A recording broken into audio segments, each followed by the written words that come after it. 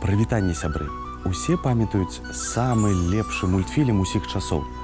Вядома, гэта «Вожык у тумане» па казцы Сергея Козлова. І я адразу ўзгадваю, як медведзяня падрыхтаваў можжевелавыя ветачкі для гарбаты. А як жа будзе можжевельнік па-беларуску? Ядловец.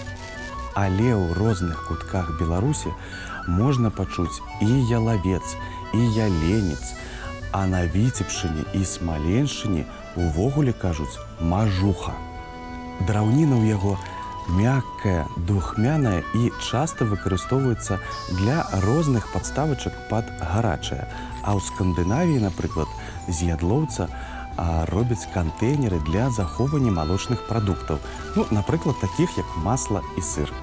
А шышка ягады ядлоўца уваходзіць у склад прыпраў і соусаў для мяса звычайна. Але трэба дадаваць іх вельмі асцярожна, а цяжарным жанчынам іх увогуле лепей не ўжываць. Вось такія цікавосткі. Да сустрэчы, сябры!